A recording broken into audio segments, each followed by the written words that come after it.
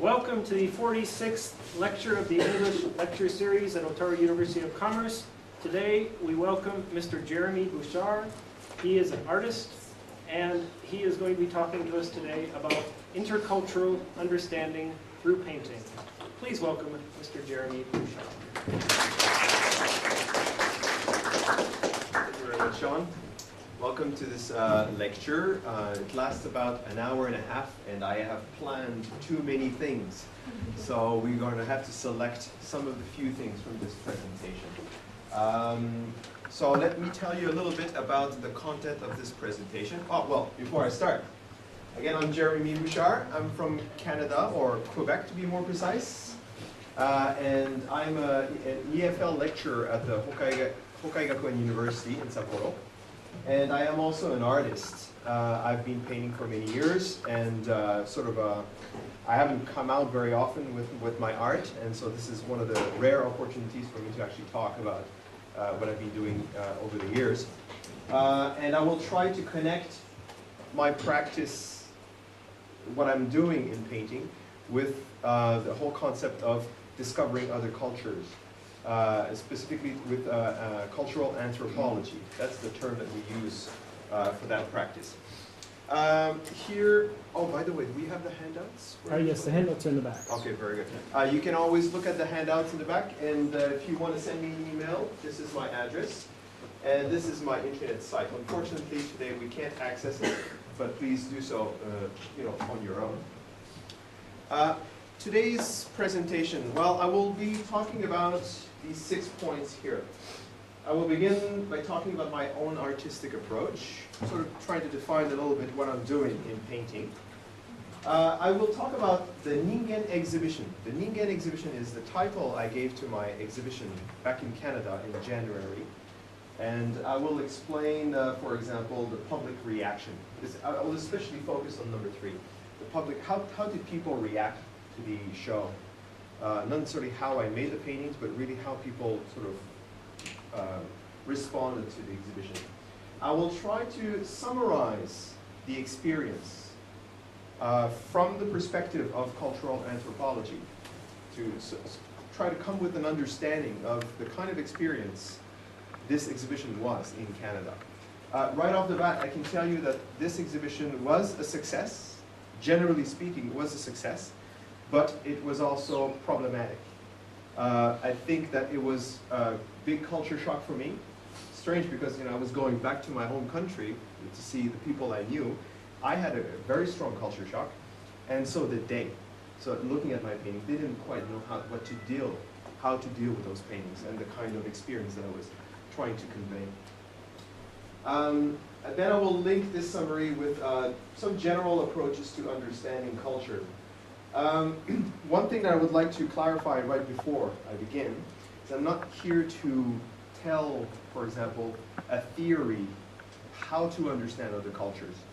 I think that my experience of building, planning, and giving my exhibition in Canada was a very complex thing, and there were no sort of magic way to think about it. I think the word complexity, or things that are complex, is really what characterizes the exhibition in Canada. And so I'm not trying to give sort of like, this is how you should understand other culture. Absolutely not. I'm here to basically discuss important words, important notions that we should consider when we're trying to understand other cultures, okay? Personally, I'm doing this through my painting. We're all doing this in our own ways. Oh, number 6, very important, group discussion.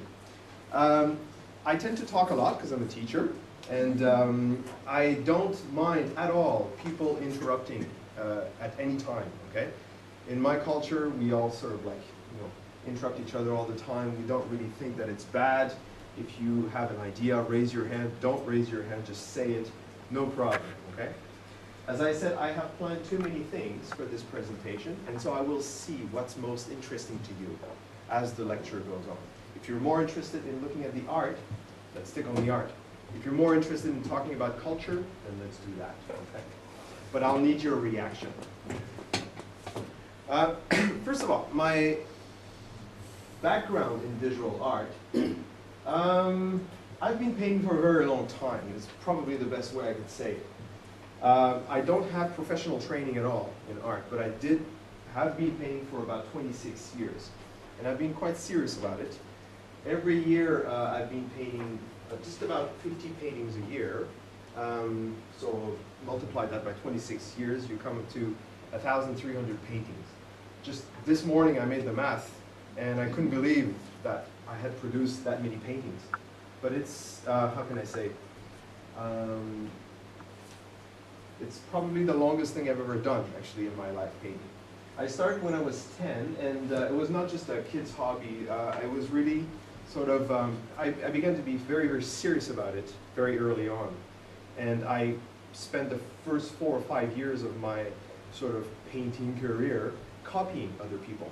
I copied a lot. I think I painted the Mona Lisa about 20 times.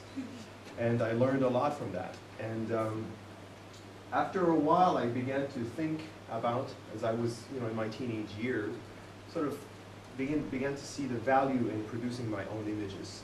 Okay? I've been painting mostly oil paintings, but I've done also a lot of mixed media, meaning, for example, watercolor, acrylic, any kind of media really with colors. Okay? I've painted all types of paintings, portraits, landscapes, and abstract paintings. And I've definitely learned a lot from painting abstract. But now I currently focus on portraits of Japanese people, basically. I've sort of tried to concentrate my painting to sort of a way to analyze the culture in which I live. Okay? I have sold some paintings over the years. I've lost many paintings. I don't know where those 1,300 paintings are right now. I guess I must have burned, given, lost, thrown away many paintings. I don't know. In 1995, I had my first sort of breakthrough. I was 1986, so basically 9 years after I began. I was granted an interesting contract. My city in Canada gave me the contract to paint a series of portraits of mayors. One thing that I didn't say here, that I didn't mention, is that I began painting with my brother. And my brother and I, for about 10 years, we were collaborating a lot on works, things like this. And that permanent collection basically was done with him.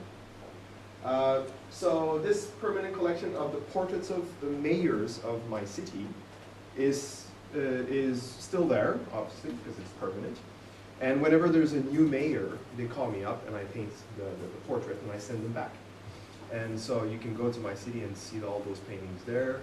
Also when they have like sort of conferences and things like this, it's on TV, you can see the paintings. So that's basically my breakthrough. I've done 15 solo exhibitions in Quebec, in Ontario. Quebec and Ontario are 2 provinces in Canada. And I've done a show in Kansai and 3 shows in Hokkaido. The most recent one is in my hometown in Quebec. Oh, sorry about that. Okay, my personal approach to painting. Well, I mean, you've seen, I've shown you a couple of paintings now, then you've been able to see those. How do I sort of come up with that result? Well, first of all, I start with images that strike me. And what I mean by that is I look at photography, showing you like photography, and I respond quite a lot with to photography, basically. I'm not the kind of painter who can sit in front of a blank page with just the memory and a pencil and draw something that looks good. I just can't do that. And so for me, for example, my Japanese students, when I see them draw like mangas just from the top, that's just fantastic. I can't do that. I need some kind of support. I need to look at reality, for example, you, and then I would start from that, basically. From reality, usually pictures. Recently what I've been doing, since I'm focusing on Japanese people, I've been enjoying just sitting in front of the TV with a camera and just taking pictures of interesting faces that I see on TV, like variety shows or whatever. And so I've been doing that quite a lot. So, but anything that really strikes me. B, painting as a process of interpretation. So I start from a picture, a face, for example, and I don't try to copy that face. I try to interpret that face. in some kind of methodology. Okay? I do that because for me, I think painting is not a matter of copying reality. I think that's not really interesting. Even though it looks real, I always try to make it that the image does not look like reality. There's something strange about the picture. Okay, that's very important for me. Because as I say in C, I think the art of painting is you're making a critique. You're criticizing the reality that you see. You're not just reflecting it, you're not just drawing, you're not like making something pretty, you're criticizing it. When I go to a museum, I've been to many museums in the world, to me that's the first feeling that I get when I get into a museum, is that I feel that it's basically human beings looking at reality and criticizing it, basically. That's perhaps the most obvious feeling that I get from going to a museum. D, I wrote here, act of constructing, deconstructing, and reconstructing images on canvas. It sounds a little bit vague. I'll come back to that one because I will show you an example of what I mean by that. E is important. For me, when I produce a piece of work, I think that what I'm trying to aim at is not something that is relaxing. If it's pretty or relaxing, I really don't like it. I tend to destroy the paintings. I will just cover them. I'm not comfortable with paintings that are nice to look at. I've never enjoyed these paintings, and I don't want to produce them because they don't tell me very much. There's no question mark. And for me, this whole notion of ambiguity, you don't know exactly what's happening, or anxiety, the feeling of anxiety. I think it's very important in art. Most of the interesting art that I've seen in my life, even the Mona Lisa, is a very ambiguous painting. Okay? I'll come back to this notion of E here, the ambiguity, talking about my artistic influence. F, the value of reliving, relearning, and revisiting something. That notion here, I was watching a YouTube video recently about art, about modern art, and something really, really interesting came up. We often think about art nowadays as something, it's got to be new. If you're going to look at art, art is going to be cool, or great, or expensive, or in the media, it has to be new. And what the people were saying in that video is that not at all. Art is not new at all, actually. Very little we see in art is new. It's very much a matter of re-articulating the things that we see, okay? It's not really a matter of doing something that nobody has ever seen. Absolutely not. It's to show something that we all know, but we haven't never seen in that way before, sort of, okay? So it's a re-articulation of old art, basically. Okay, I wrote like, that's the matter here, that's a bit strong, okay? Of course, it's not like that, but certainly this is more motivating for me, okay? Okay, so let's keep on moving. Many artists influenced me in my life, but certainly Willem de Kooning. Anybody knows Willem de Kooning? Yeah? You know Willem de, where did you hear about him? I think I saw like kind of a museum, European museum. I don't know where, maybe in Netherlands or something. Yeah, well he's originally Dutch, yes.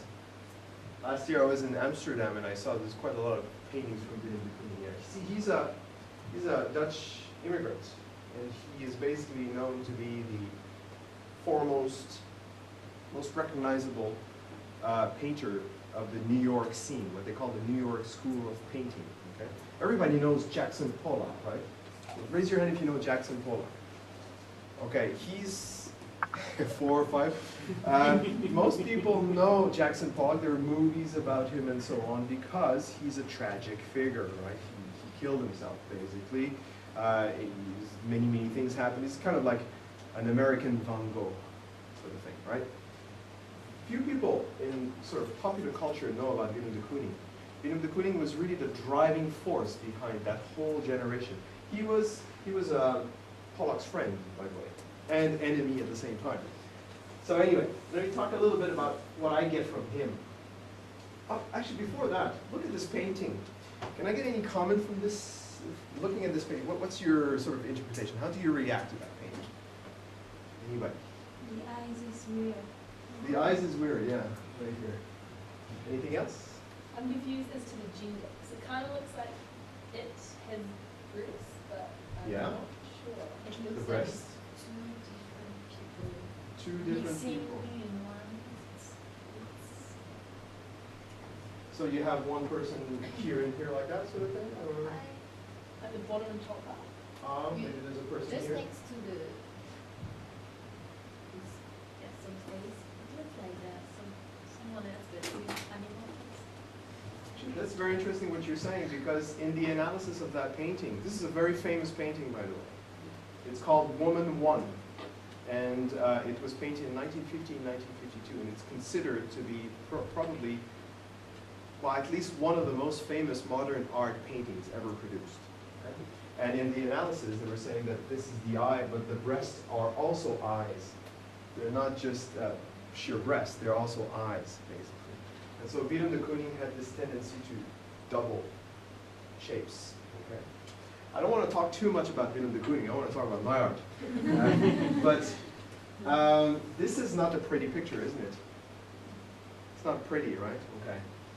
And to me, that's precisely why I like it, actually. I like it because it's a very interesting statement on woman or female figure in art. Because for just about since the beginning of art until very recently, women were always depicted or shown as life givers, mothers, beauties. Very few times as kind of dangerous woman or something like that. But basically, women are, this life-giving beauty sort of thing. Never, it's slightly object, kind of. And men were like, powerful, bad, things like that. These kinds of notions. So we can learn a lot about the culture, looking at the painting, the way people are depicted. And Willem de Kooning, basically, he was just sick of this whole idea of showing a woman, pretty woman. He wanted to paint an ugly woman. He wanted to make a painting that was not obviously pretty. And also, for me, from a stylistic perspective, we don't know if this painting is really a portrait, if it's a landscape, or if it's an abstract painting. It's kind of like all in the middle, right? And to me, that's a very interesting statement in that sense. By the way, this painting is very, very large. And it's at the Museum of Modern Art. What I get from de Kooning is that his paintings, it's always about ambiguity. Always. That's the driving force behind his art. And one line that I really like about him is, the search for style is an apology for one's own anxieties. Anybody can react to that sentence? What does that mean to you?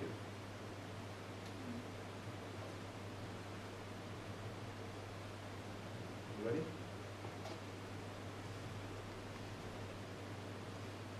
Okay. Every artist, seemingly, is looking for a style, right? I'm trying to produce a painting that people can recognize me.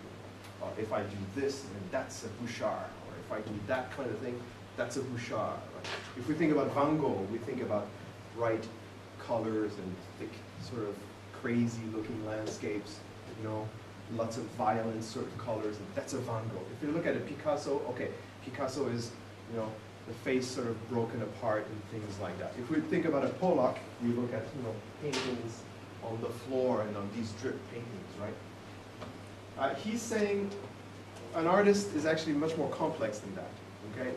An artist does not produce one style. An artist produces many styles, simply because the artist is, well, basically anxious about his art. It's never settled. It's never established. It's never, you're never kind of comfortable with your art. It's always negotiating. It's always ongoing, this kind of, this art that you're making.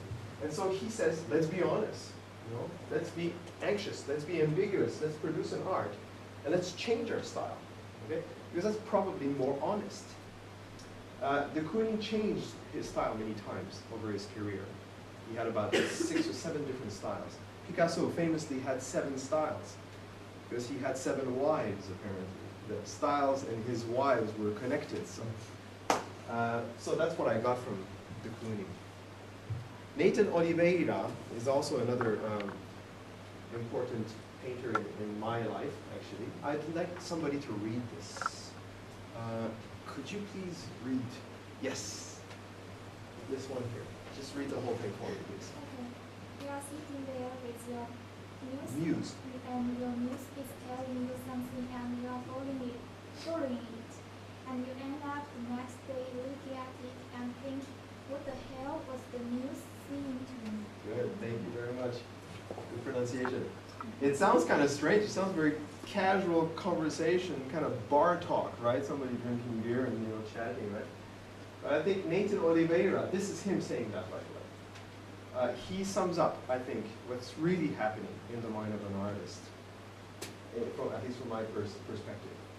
You're sitting there with your muse. Muse is basically your inspiration, what pushes you to make a painting, okay? What pushed this man to paint this thing. And you don't know what it means, basically. Something is telling you, I should be painting that way, but you don't know why. And then your muse is telling you something. Do that. You should, maybe put that color. You should destroy that one. You should start it again or something like that. And then you're following it. To me, that's the important part. You're following it. You're following it not because you understand what your muse is telling you. You follow it because it's not a logical decision. You just need to do it, basically. It's as simple as it is. The artist does not understand, really, what made this painting.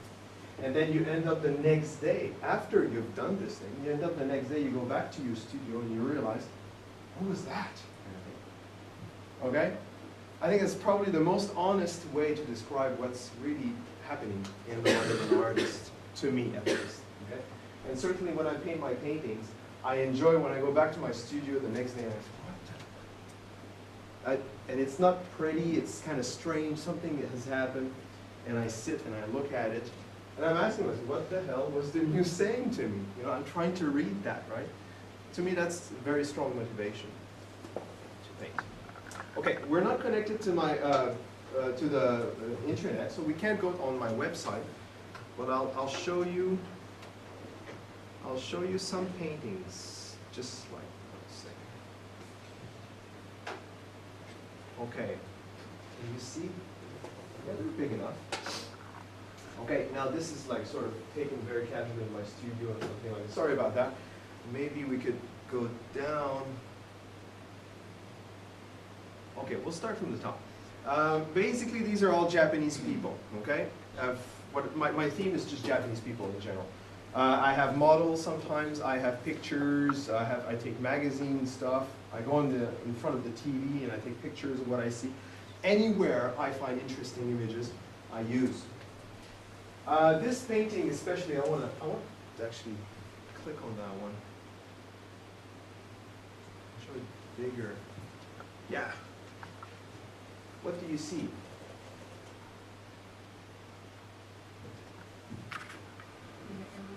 It's a woman, yeah. Has something to do with like frogs or like the 3 colors? Ah, it's like a flag kind of thing. Yeah. That's good, yeah. 2, 3 basic colors, yeah. Anything else? How is she dressed? I don't think that she's getting in 2 feet. She's like at 1 feet. Like 1 foot and then the other foot is kind of cut off, right? Yeah. So she's, maybe there's fire sort of consuming her. Okay, interesting. What is she holding? My head? Hmm? She's holding her head. She's holding a head. Here, you think? Oh, no, no, I'm The other hand look like. Oh, holding like this. Yeah. Interesting. Good, good. So we can see that the body is being basically cut up in different parts, sort of put together, yeah. Okay, this is a combination of 3 different photos that I took from here and there. This was a lovely picture of a young teenage girl, you know, a long time ago, maybe 10, 15 years ago. You know Japanese ladies who were very black? What was their name? Do you remember them? Ganguru, that's right. This lovely picture of a very pretty ganguru, right? And she had this lovely gesture. She was scratching the back of her ear and she was playing with her keitai. And she was full of decoration on her face. It was kind of a very strange picture happening there. So I decided to take her face and her gesture here, but remove a little bit because her face was there was too much happening there. So I just kind of erased that. Because I just like the hair more than anything else. But the body, I decided to, because I mean for me, I don't know, but maybe it's my ideological perspective, but you know, ganguro style, things like this, it's not really feminist. It's, you know, they don't really sort of, a very sort of limited way to look at womanhood, I think. That's just my perspective. And so I wanted to make a social comment about this. I wanted to put a contradiction. And so I put her head on top of the body of a man, of a construction worker, Japanese construction worker. I don't know if you've ever seen, you know, guys going around working on sites with big baggy pants and things like this, you know. They call them daiku-san, okay, in Japan. And so basically this is the uniform with the little shoes at the toes there and everything like this. And this is a shovel. Shovel, okay? And she's scratching her head. And I call it girls be ambitious. You know, boys be ambitious here in Hokkaido. That statement is really like, okay, so what about the girls, right? Only the boys are supposed to be ambitious? Well, girls be ambitious. It's not, how can I say, a very effective painting, I think. I didn't show it in the exhibition in Canada, but to me, I think this is probably the most sort of, the clearest sort of social comment I've been trying to make here in Japan with that painting. I don't want to show you too many paintings, I will show you just a few. Can I ask a little question? Yeah, please, go ahead. Why did you choose the white with the red? No, not because of any kind of sort of signification, sort of meaning to the colors. I try to, when I paint, the painting at the first stage is usually very dirty, and the more I paint, I try to get back to the original basic colors, basically.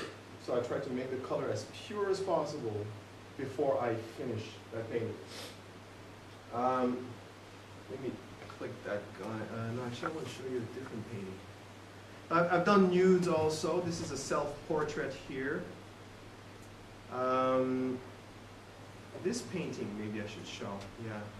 I don't like the frame, by the way, so please forget the frame. Okay. What do you see?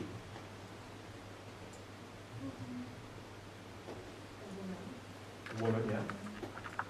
Without No hands. She's writing? Maybe she's doing some kind of writing, but she has her eyes closed, right? I found this very interesting book about, it's a photographer, a Japanese photographer who went to many communities in Japan and took pictures of handicapped people. And this you know, any sort of handicap, is it physical handicap, mental handicap, and he made a whole series of handicapped people in Japan. There's a lot of very striking pictures. And this is a handicapped woman. And she's sort of like holding on. She was really holding on to some kind of thing. I don't know what it was. And her eyes were closed. And just, if you looked at her face, she was really hard. She was having a rough time. And I was really caught by that picture. And so I decided to sort of basically try to blend her as much as possible in the surrounding.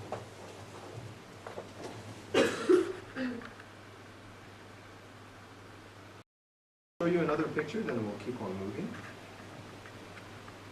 If you want to see some of those, that picture here is another from that series of handicapped people, basically.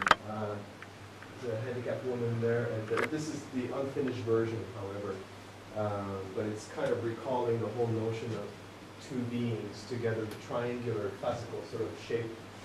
This is basically, this shape here is the classic sort of Renaissance paintings. You know, if you go to the museum, you look at old paintings, they're all shaped in, well, most of them are shaped in triangular shape. And people taking care of other people. Okay, this relationship there. So it's not a very modern painting, it's a very traditional looking painting, actually. I'll show you this one. What do you see?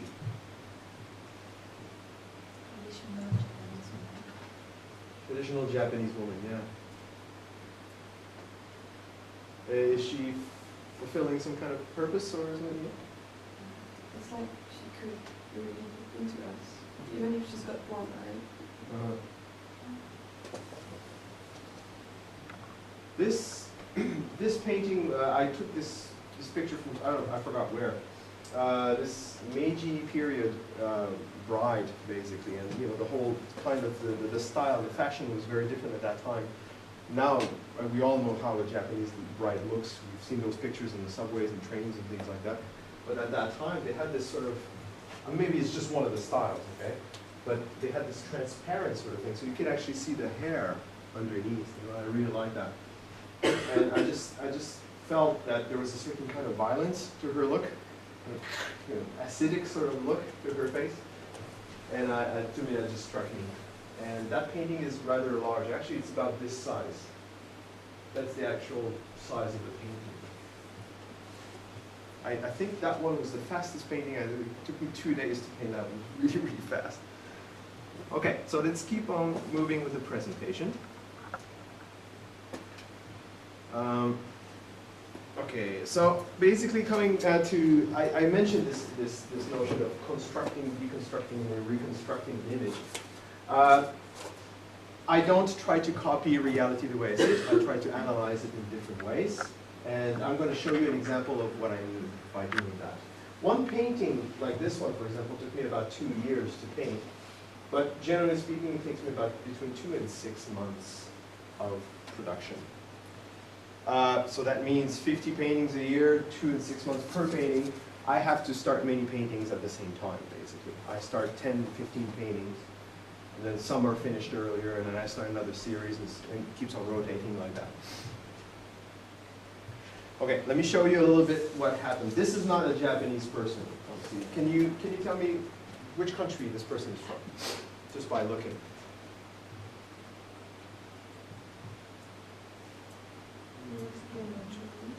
Germany, where? I think he looks German. He looks German, or do you think he looks German? You're not so far. This is for me, I just looked at the bonnet here, and sort of like the hat there. That's a 1930s French carpenter. And I was at the Musée Pompidou in Paris, and I was, you know, kind of looking. You've been there? You've been to Pompidou, yeah. So there's a wonderful exhibition of photography of pre-war France and everything. And so I was taking pictures and sketching. I made that sketch in front of the photo. And I can see you on the picture. Yeah. You see, that's my and profile, other my features. Other pictures right there, you're right, yeah, exactly. So basically I start with something that I like, and then I just begin, it's a realistic sketch, but I already begin to sort of break it apart, basically. Try to see what kind of curves there are. So this curve here, to me, that was important. The sort of shadow here, two contrasting colors here, that was important here. I like the fact that his eyes were kind of like dropping, like the blue, kind of melting like this. And I just like the aspect, the fact that, you know, it's all vertical. It's not, nothing really comes and breaks the picture from the side. It's like a big sort of hole right in the middle of the image. So I try to bring that out in the drawing. Then what I do is, this is the second and third step basically. I try to get more colors. From the sketch, I produce kind of a very abstract picture, okay, from the same kind of image. And this one here I liked, but I was going back again to the sort of triangular shape here. And it seems like kind of a reaction. You know, it's almost like a natural reaction, natural way to make a painting is you look at the triangle shape. So I wanted to go back to a more vertical part here. So this is the third sketch. This has no sort of pencil marks. It's just kind of large pools of colors. And this is all watercolors. And then what I do is I came back to Japan and I produced this sketch here, which I was not very satisfied with. But I was happy because I discovered that blue. That blue, I really love that blue for some reason, next to the face. And so I began the canvas with the blue in mind. Okay? And then I went way overboard. It's too much blue in there. So this is like one of the first sort of versions of the oil painting. And you can see the mouth here, it looks much angrier than originally. And then this is the final version. So I've kind of laid off a little bit of the blue, went a little bit more into gray and brown colors. What's your reaction to that painting? Anybody? Sadness. Sadness? What kind of sadness? Being alone or working too much or poverty or Alone, old, poor. okay? I think even though the painting has a lot of colors, it still looks like black and white, like that photo at the same time. Lots of colors, but it still looks like a black and white. I like that, yeah. That's good. One thing that you notice about my paintings is that I never try to distinguish, make a clear distinction between the subject and the background. That's one of my first priorities, to really mix the body with the background all the time. So I always try to break in the background into the body as much as I can. Is that the previous one? I'm sorry. Right. I'm sorry. Is that the previous one? Is also this one, or different? This one? Yeah. That's the same canvas. And then you just put more color. That's right. to- Yeah, exactly. You can't see that picture, and it's under that painting. You can see the blue a little bit left here, but it's basically there. Yeah, and that's why the background seems to be really heavy. And that's why I think that the guy is really working too much. Because, yeah, the background is very strange. Yeah. I think that's what you get basically from looking at this picture, isn't it? He doesn't look very happy, but at the same serene, kind of relaxed, and just kind of, doing his everyday life. There's no real choice. He's been a carpenter for many years, sort of thing. Yeah, the background of that back is on his shoulder, it's Yeah. not behind. Kind of reminds me of like a fog, like a mist coming out and kind of like sucking him in. Do you have the same feeling when you look at this painting? This one here? No. That's different? How It's different? not so heavy, because maybe because the white you will relax, it's more like the sun rays, it's not Oh. heavy. For me it looks like there is a window just behind her. I had a big problem with that painting, specifically what you said, the ray of sunshine kind of idea. Obviously it's like that, right? But I didn't intend it to be like that. I was not sort of kind of like those classic religious painting, where God sort of shines. I didn't want to do that, but for some reason I just wanted to continue that white up there. Okay. How about these paintings? Now we're back to the portraitures of Japanese people. I need your reactions. The one on the left looks like the one people with the medical mask. Medical mask, okay. What does the writing say? This is in French. Du néant à l'homme au masque blanc. From nothingness to the man with the white mask. Sort of thing. Don't mind the titles, by the way. I just sometimes, and the titles have nothing to do usually with, I don't like the titles per se. Why do you think that Japanese people wearing masks? What do you want to show us? What do you Well, how long have you been here in Japan? know? 1 month? 2 months. 2 months? How long? 1.5. 1 month. Okay, so you've been here. What was the first thing about Japanese people? What was the first thing that kind of struck you like that? I mean, the way they looked, the thing that you sort of, wow, this is unique. I've never seen this before. They don't look at the eyes.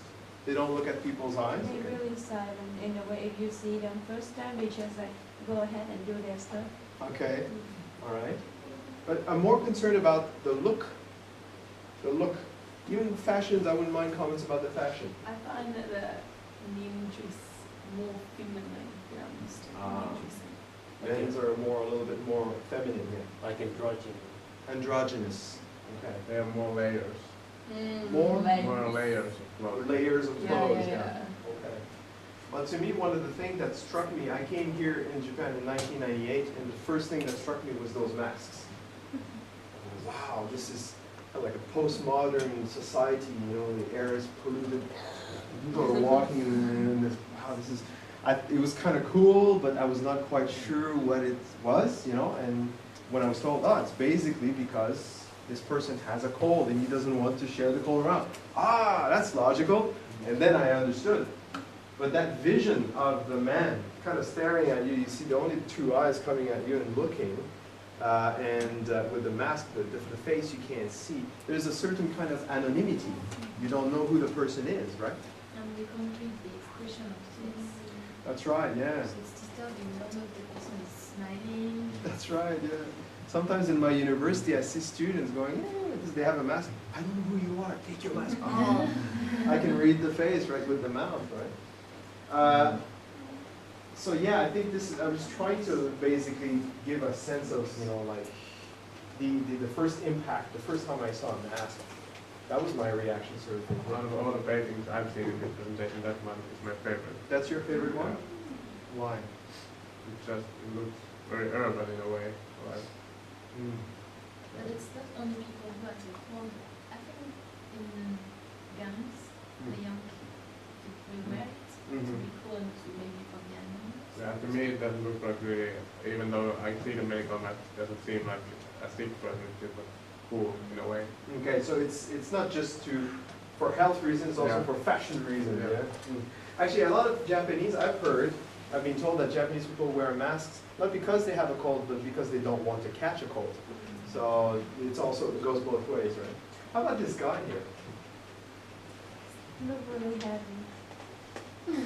The politician. Looks like a politician, yeah? Yeah. For me, it looks like Russian mafia.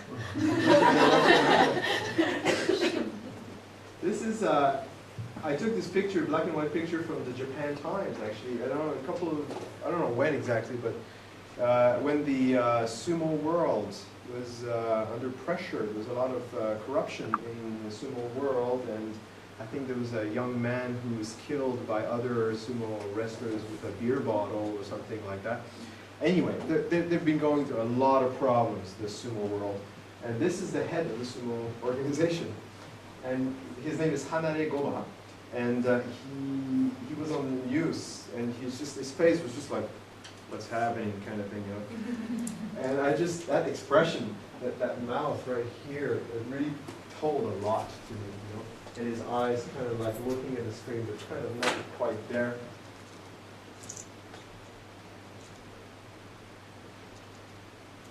How about these paintings? Well, this one we've already discussed, so how about this guy here?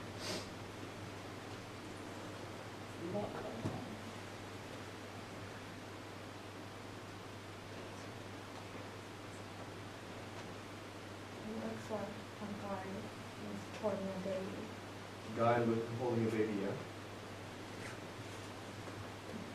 It looks like a very modern 21st century Japanese guy with like the hair, you know, that style.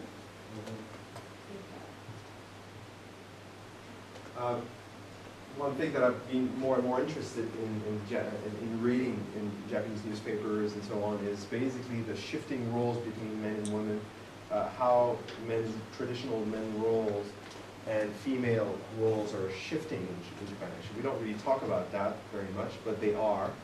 I don't think that Japanese society is necessarily traditional as we understand it. You know, woman at home and men at work. Not always. You can meet families where the man actually takes care of the children, where the man cooks, you know, and so forth. And we hear sometimes of house husbands, of men staying at home and taking care of the children, and the wife goes to work, right? So we do see some, instances, some examples of that. And I wanted to sort of, basically with these two paintings, I wanted to have a kind of just men and women, just kind of shift them and just do a kind of confusion there, confusion of roles. And so this is a combination of 3 pictures, I told you before. This is also a combination of 3 pictures. The head is from a manga series, looks very manga style. And the body was from a fashion magazine, and the baby, I don't know, I got a baby somewhere. And so basically you're looking at kind of that triangular shape again. I just can't seem quite to get away from it.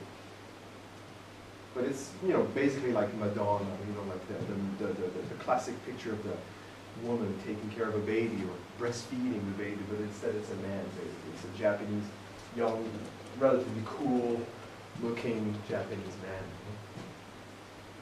Okay. Let me talk a little bit about the Ningen exhibition basically. All these paintings that you've seen, I brought them to Canada and I showed them to the Canadian public basically. This exhibition occurred between January 22nd and March 25th. I was there at the very beginning for about 10 days. It took place at the Centre d'Exposition de la Ville d'Amos, Québec, Canada. That's basically a city-sponsored gallery, okay? And yeah, that's basically what it is. It was not a very large area, okay? It was about 125 meters squares on 2 floors of general space sort of thing. I put 36 oil paintings, and that was a mistake because it was way too many. There was too much happening at the same time. They were all portraits of Japanese people. I sold 15 paintings of the lot. I gave 3 painting workshops to junior high school students. They all came to the gallery and they had their tour, and then I had to teach them my method of painting. I showed you, the process, from the photo to the final result, right? So I walked them through that. And I gave 3 lectures on painting and on Japanese culture to high school students, and that was very kind of informal. They basically asked all that question, in Japan, do you wear kimono? Stuff like that, But they had some, I'm not saying that they had some very good questions,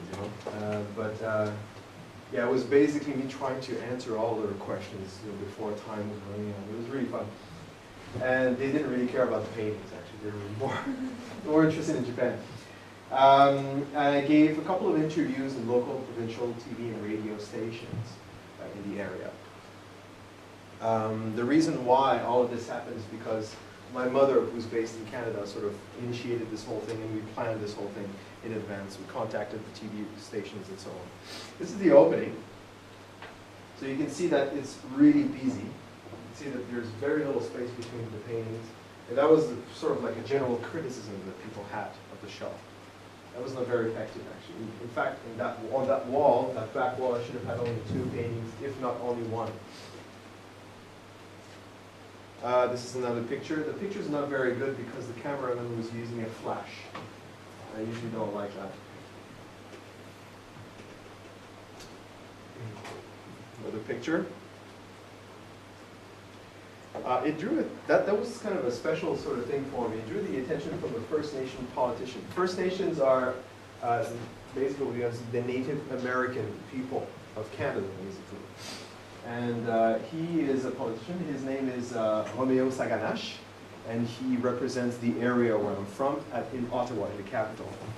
And he was elected maybe a few months before I went to Canada.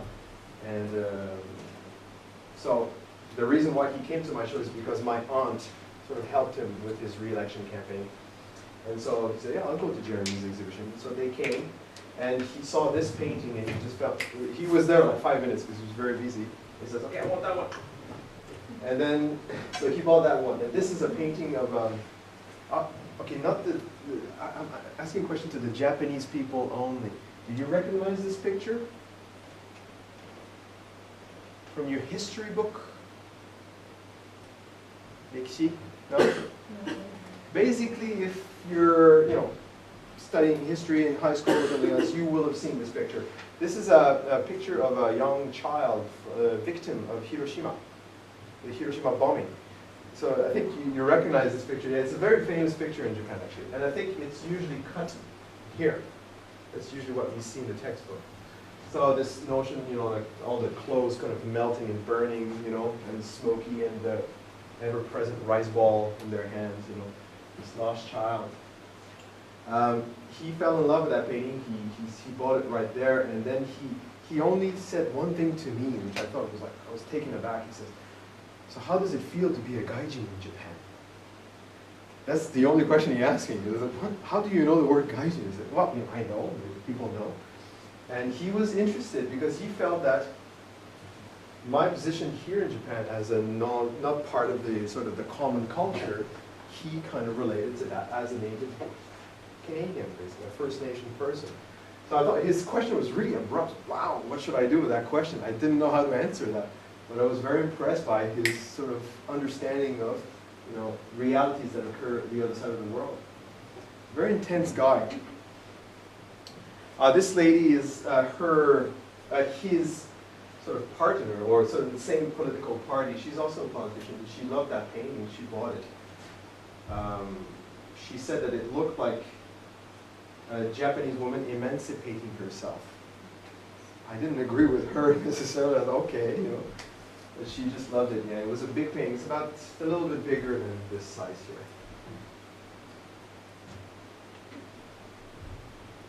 Oh, sorry. The Radio Canada. Radio Canada is basically NHK in Canada. So they came and she asked me a bunch of questions.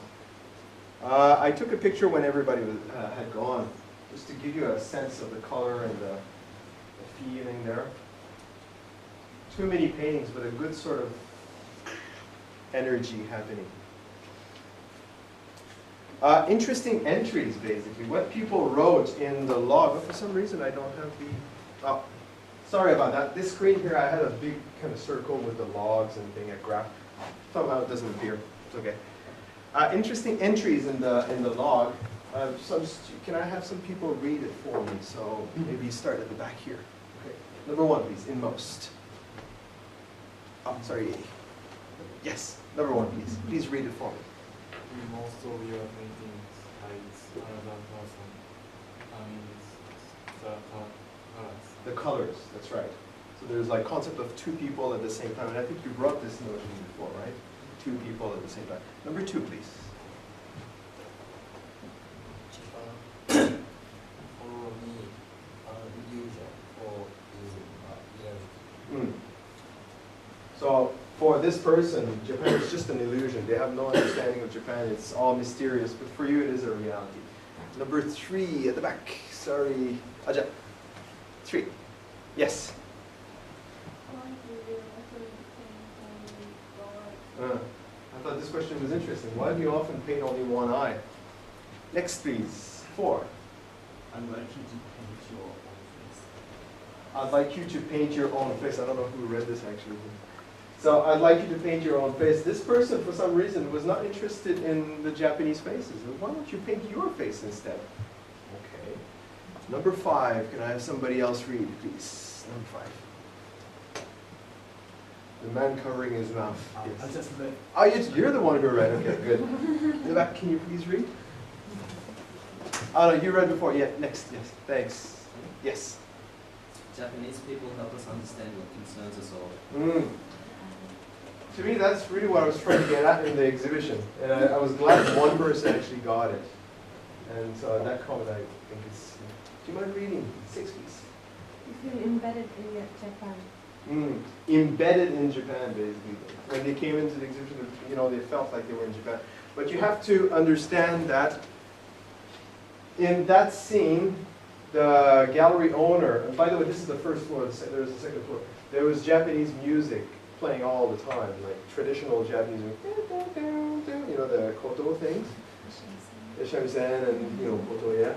I didn't want that. I actually wanted, you know, different kinds of music, whatever, it doesn't matter, but she said, no, it has to be traditional Japanese music. And so there was a kind of a contrast between the music and the images on the wall. 7. Please, 7. Very Asian gestures. So the people who came to the exhibition, they're used to looking at many kinds of exhibitions, right? And so they see, for example, Canadian artists making these kinds of portraits of bodies there. When they came, said, "Oh, these are so Asian gestures, the movements, the way people were on the paintings."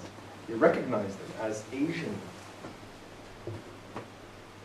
The media, basically. We were talking about the interviews and radio and so on. Here are the general themes, their reaction. The notion of exiled Canadian back home to share his experience. And there's a word in French that they use a lot. It's called bercail. Bercail in English. What's bercail?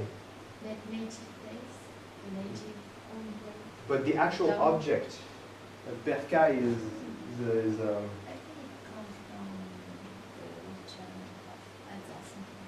oh, okay. Basically, it's kind of bercail is kind of is like you come back to your home place, basically your hometown, or to me the It deals with farms, I think. No? farms. That's right. Or something like What? It's for animals or. Yeah. What's the manger? You know, the bed that Jesus Christ was put in. Was that a bercail in French or? I don't know. So mangeoire in French? Okay. Well, so okay, they both speak French. We don't know exactly the meaning of bercail, but anyway, that word came in a lot in the newspapers. Just about every newspaper articles I saw, bercail, bercail. He came back home and he's talking to us about Japan. And I wrote in parentheses gaijin because I really regretted having uttered that word in one of the interviews because the newspapers they seem to stick to that word. You know, oh, wow, that's what it is. And in one article they said, "Le regard du gaijin," the stare of the gaijin. Whoa! And I didn't want to promote that idea, but the reason why I was saying gaijin is because they asked me, "How is your life over there? How do you experience your life over there? Tell us a little bit about that." Well, I said, over there, I'm part of a minority, visibly different. They call us gaigokujin, which means person from outside, but the usual term is gaijin. And they kind of labeled me as a gaijin. He's a gaijin, basically. Somebody who's not Japanese is a gaijin. And they ran off with that term. And it seemed to be very popular for them, very kind of meaningful. The theme of intense colors, subtle brush strokes using calligraphy brush, because when I paint, I use Japanese calligraphy brushes. So they like that. Communication through emotions, which are universals.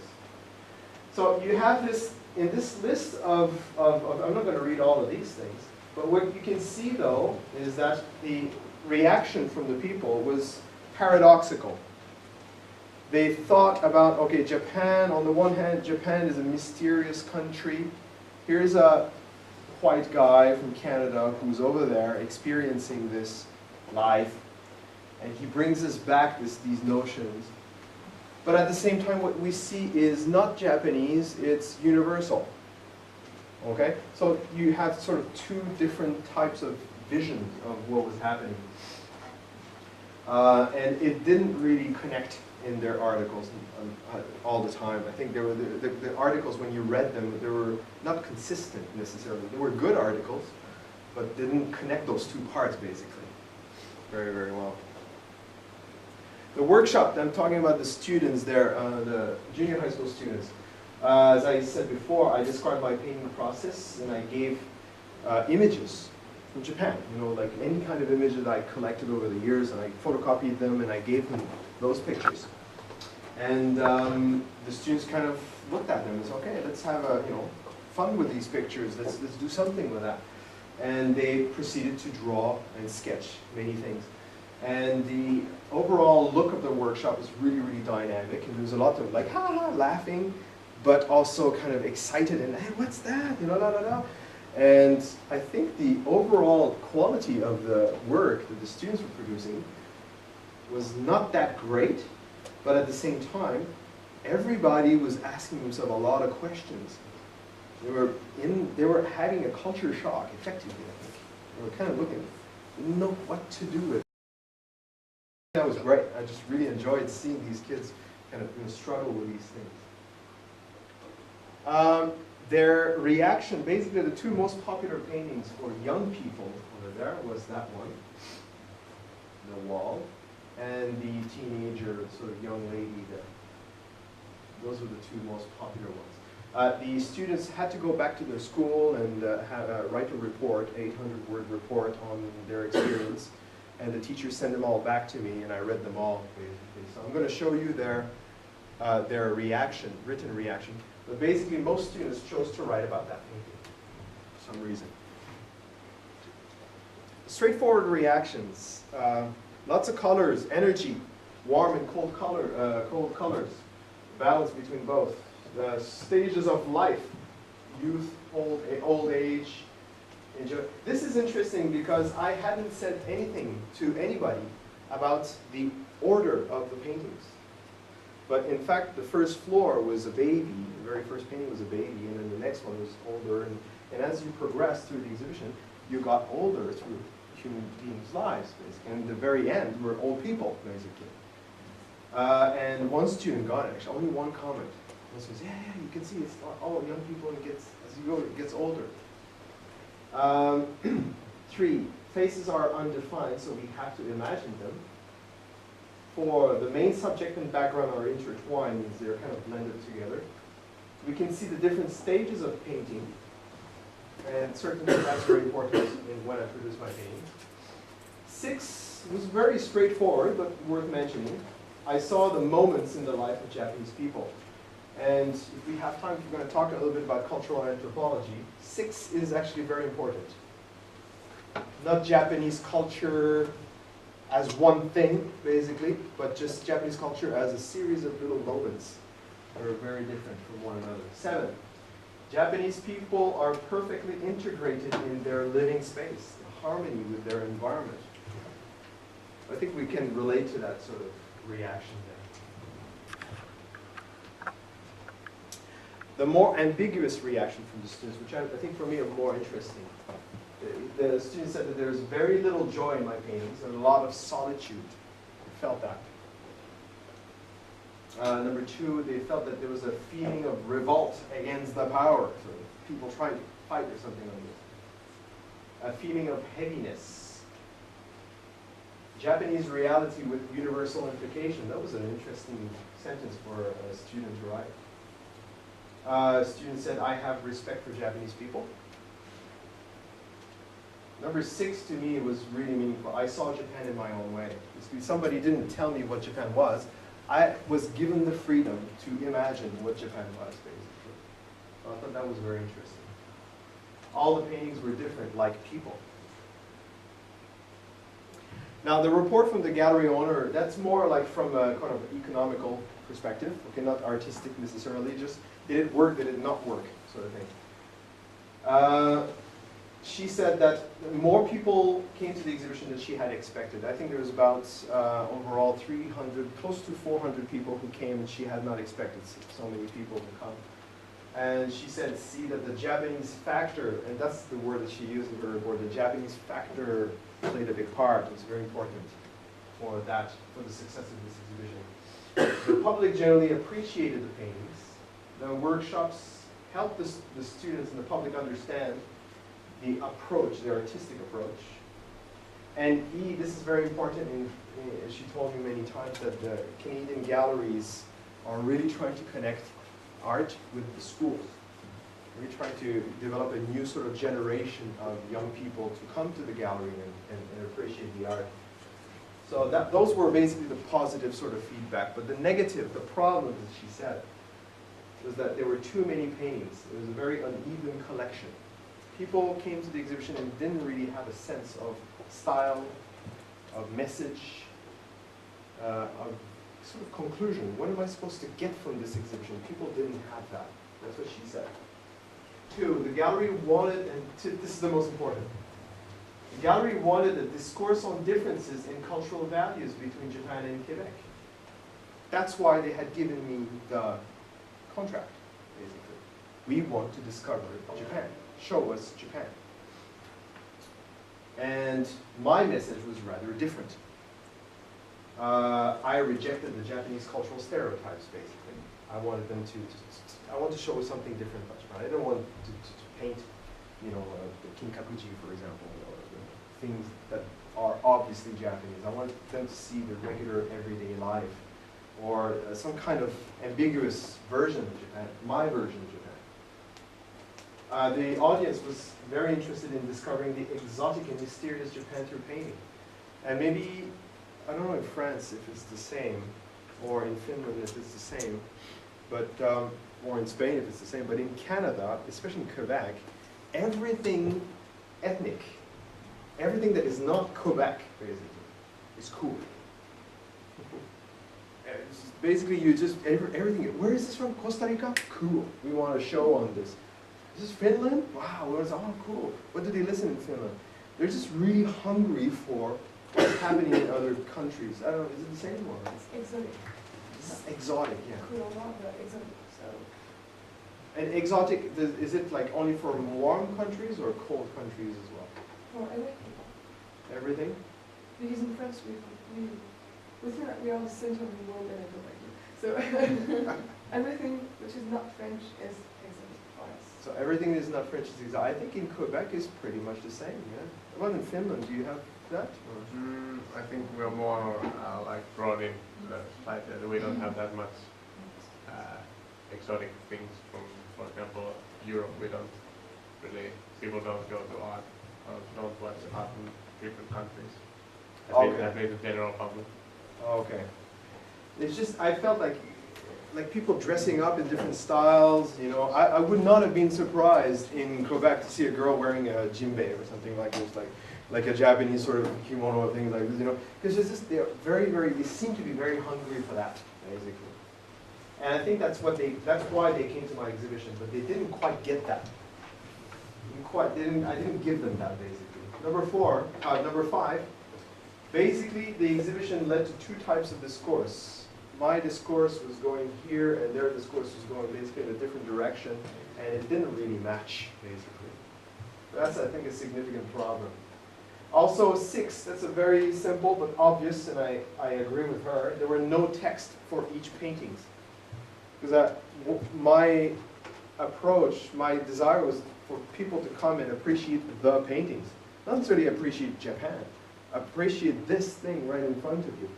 But that's not what they wanted. They wanted to look at the art, but also have an anthropological sort of understanding of what Japan is. Where does that picture come from, basically? They wanted to see that little text being explained to them. So there were no text, and that was a problem. If you are an artist, by the way, and you're planning an exhibition and everything, try to learn a couple of things so you don't repeat the same mistakes that I did in planning your show. Anybody here is an artist, by the way? Anybody paints or sings or writes or you draw pictures? I see many pictures, and they are here, like a different thing. Okay. How long have you been doing this? I always Okay. For like 10 years or 15 years or 5 years? Yes, in some child. That's not, I don't really like painting or pencil or chisel. Oh, charcoal, basically. Charcoal drawings, yeah. Charcoal is great. It just goes so fast and just, yeah. But my mother was painting. Your mother was a painter. Sean, you're in your family, they're painters as well, right? Several, yeah. Have you sort of gone through this whole notion of planning and preparing for a show and something like that, or? When I was a photography major, I did shows and things, but it's been a long time. Long time ago, okay. From this screen here, I'm going to move on more and more towards cultural anthropology. Try to explain a little bit what happened. This is the summary, how I understood, basically, my understanding of the show. It was generally successful, but I think it was a culture shock for everybody. Not everybody got what they wanted. And certainly there was not sort of certain things that could have been better planned. I think the people in Canada, and oh, by the way, I'm putting people in Canada and me in 2 boxes like this. I don't like that. That's not really what I want to show, but I think it makes it easier to understand a little bit, at least in terms of these things.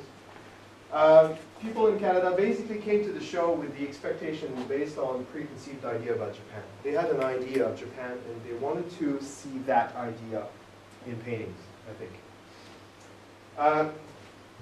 I painted my pictures based on my experience living here in Japan, and not just my experience as a foreigner here, but also as my artistic experience when I'd been learning and painting. Two, they needed the exotic. It was clear and evident. And I wanted to communicate them not the exotic Japan, but my experience in Japan.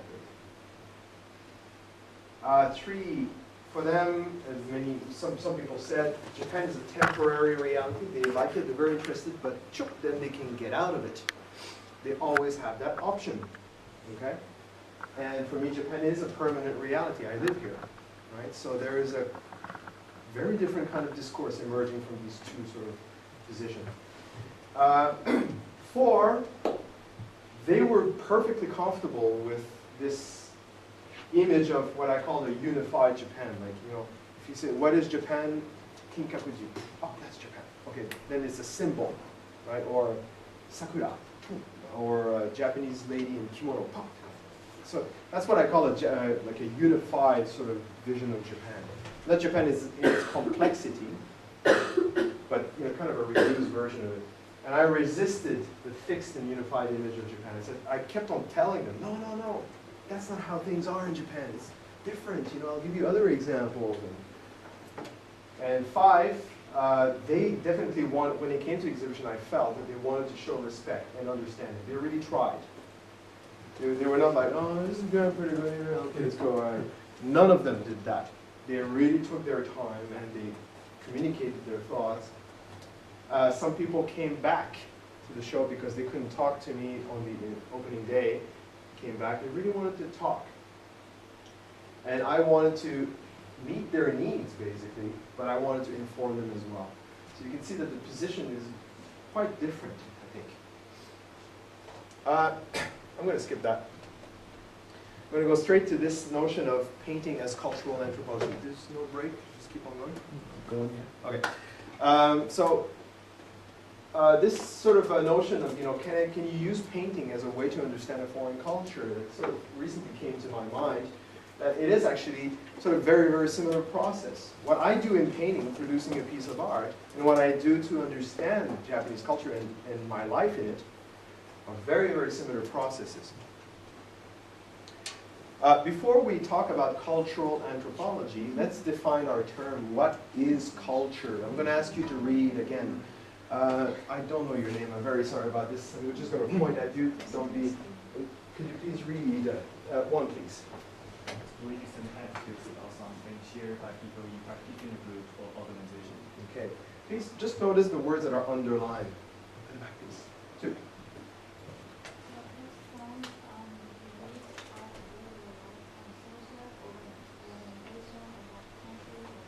Good. Three. Can I ask the lady next to her? Yeah.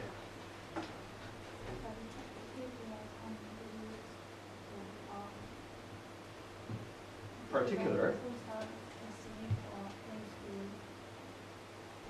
The youth culture, the otaku culture, or the business culture. Yeah?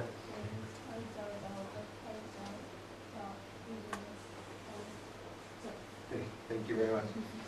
So I underlined the words like belief, attitude, something shared by people, customs, beliefs, art, way of life, social organization, behaviors, anything that's social or ethnic based or age.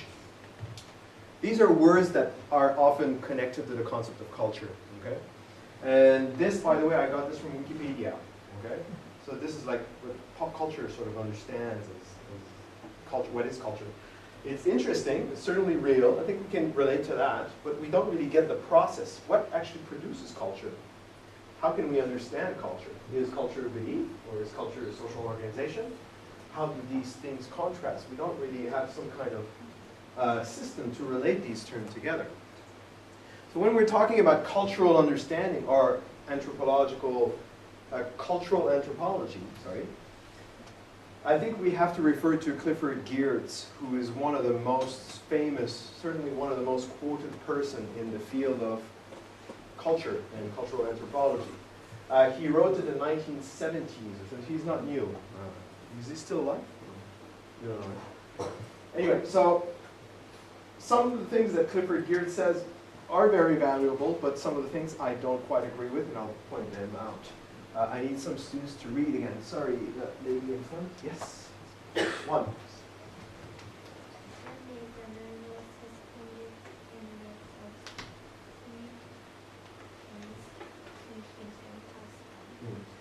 Again, he wrote in 1970, so at that time the whole notion of using man to refer to humanity was not, understood very well. So he means man is sorry, that's my key.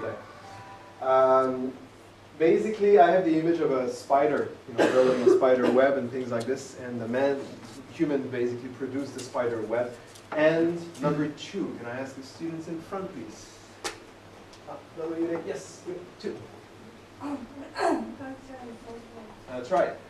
So culture is basically what people build as a web, okay? And they are suspended, human beings are suspended in those webs. So I think it's a very nice vision, sort of, it explains quite a lot actually.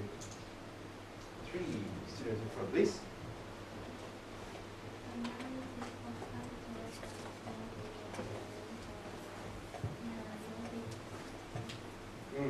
I think Geertz is very right in pointing that out, that when you're analyzing a culture, when you're trying to study a culture, you don't look for, how can I say, rules or laws that are unbreakable.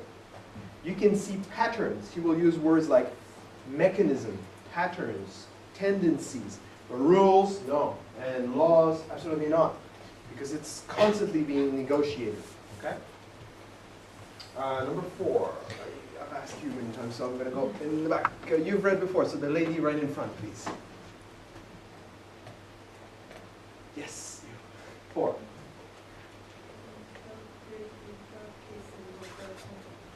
Of local context, thank you very much. Clifford Geertz, in terms of culture, was really about local.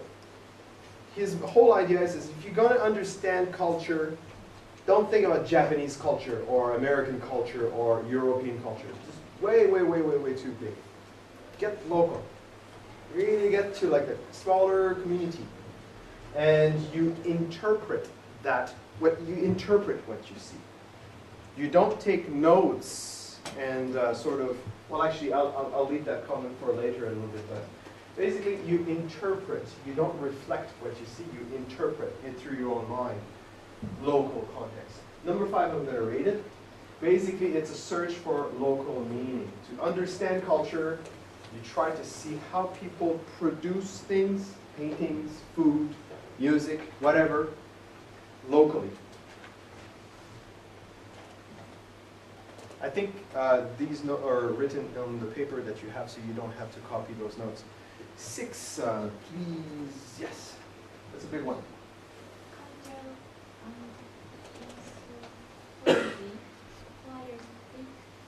Stratified.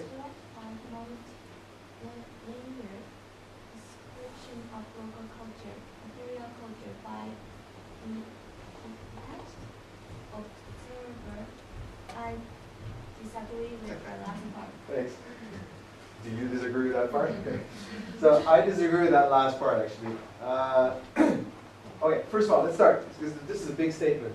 Cultural anthropology requires thick description, okay? So if you're going to go, for example, okay, I want to describe the Otaru culture near the port, for example. Okay, what do? I'm going to go there and spend time, hang out with these people for a year. What do? I take a lot of notes every day, lots of it, okay? Thick description. And stratified means by levels, okay? You separate what you see into levels, okay, or groups or things like that. And multi-layers on top of another, basically, of a local culture. In this parenthesis, material culture, I'll define it here. And then here he says by a detached observer. Somebody who is not related to that culture is detached, kind of like a ghost. So I go to the Otaru port, for example, and nobody sees me and I take notes. That's the part I don't like about Geertz. Because I think it's impossible for the person who studies another culture not to be involved. Okay? I can't study Japanese culture. I can't study the culture of my students at school without being close to them. And so ultimately, my conclusions, my kind of research, my understanding of that culture will have a little bit of me in it. I can't avoid that. Okay? And Clifford Geertz was a bit, I think, in that sense, kind of idealistic, sort of that the researcher could be completely detached. 7, so please, yes. Material culture, action, ceremonials, rituals, artifacts. Clifford Geertz also focused on, I think, only one part of culture, material culture, which is basically actions people do, ceremonies, like Yosakoi, for example, rituals. When people die, people go to the, what do Japanese people do when their relatives die, for example? These are all sort of part of the ritualistic aspect. Artifacts, the jinbei, for example, the clothes, the things that people make. For him, that's material culture, and he says, study that, and you'll understand culture. Again, I don't really agree with that part. 8, please. Yes, you. Archaeologists never critique or judge culture, no political agenda. I disagree with that again, okay? He says that the anthropologist, the guy who studies culture, the person who studies culture cannot have any kind of belief or perspective. You have to forget yourself. You just pairs of eyes kind of looking in. I think it's impossible. Honestly, I don't think any studies on culture that don't have some kind of critique, some kind of judgment, or some kind of evaluation of the culture. I think it's always there. Simply in the choice. And when you study a culture, right, you cannot study everything about that culture. You have to choose, right? So ask yourself, why did you choose that, right? Why did you choose that and not this? Well, that's interest, isn't it? It's part of your belief system. It's part of your where you come from, right? Geertz was actually a very interesting writer because he was very, very interested in seeing how people produce art. And so it's really with Geertz that I understood the connection between understanding culture and painting and art, basically. Let's ask other students to read. Could you please read one?